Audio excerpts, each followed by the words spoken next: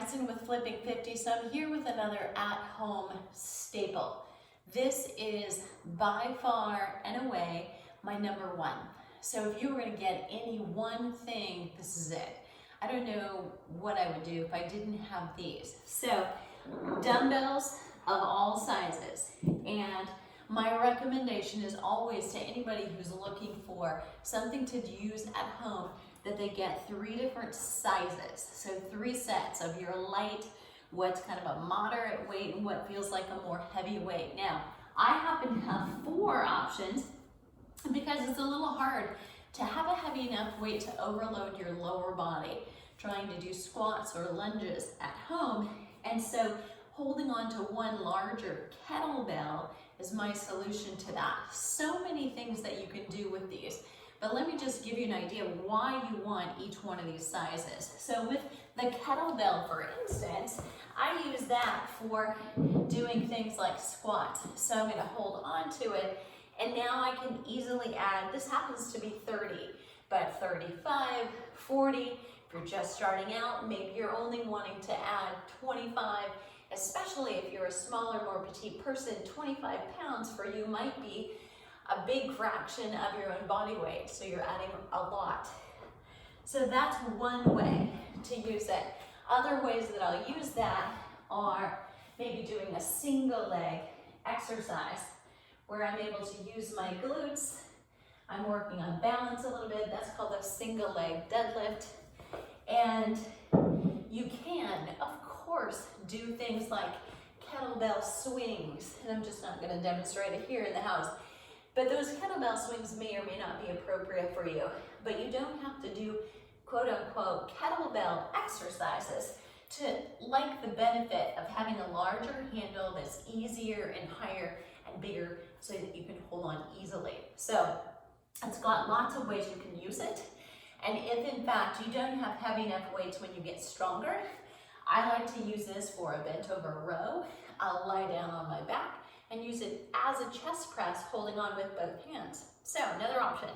So then let's go from smallest to larger with dumbbells, one that you hold in each hand.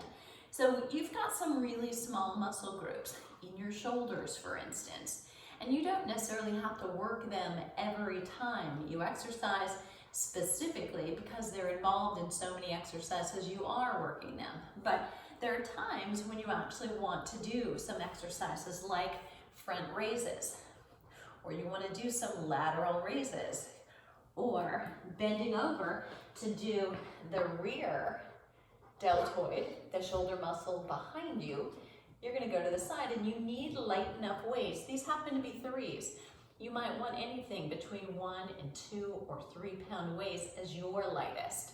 There's also things like rotator cuff exercises from a lying position that you might need if you've done physical therapy before and you've been told that you need.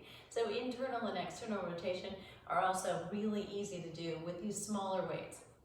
And easier to hold on to this than, say, a can of soup or a can of beans from the cupboard, which are also going to get you closer to a pound and a small weight, but not necessarily the easiest or most convenient to hold in your hand. So that's a small weight and a very small muscle group. What about next? So you may be somewhere in between. You've gained some strength. Maybe then you're ready to do a little bit more moderate weight. These are 5s, and probably everybody needs some 5s in their life. My elbows in, I can do bicep curls, and if I go slower or I'm doing more repetitions, I'm gonna need a lighter weight in order to reach fatigue, but get there, right, at the end of a set. So I don't wanna get there too soon. Lots of things like tricep extensions, using long arm, long levers, whether you're going forward or back for the biceps or the triceps.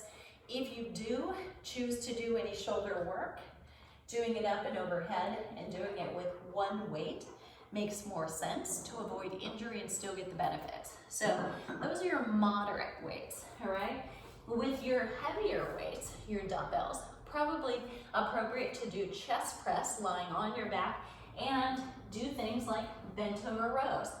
So from standing, this is what it'll look like. If you're new to it, you would do this seated. Elbows come in, you have a nice long neck, and you're in control. So you want to find weights where when you first go shopping, you're looking for certain exercises that you could do and be able to do 15 or 20 repetitions and find that you were at fatigue. If you have some experience, you've already been strength training, you may want just 12 to 15 repetitions to bring you to fatigue. So when you go to a store, if you're trying them out right there on the floor, I suggest that you actually do try them out or use someone else's, or if you've been to a gym, now you've got an idea of what it is that you need. But these will last you forever, and everybody in the family can use them. So at some point, everybody should be strength training. I hope that was helpful. And remember this, it's not just having the weight, it's having a program and knowing that you have good form doing it. So make sure that you've got something to follow, and I'll put a couple of my favorite links below this video. And I'll see you on the flip side.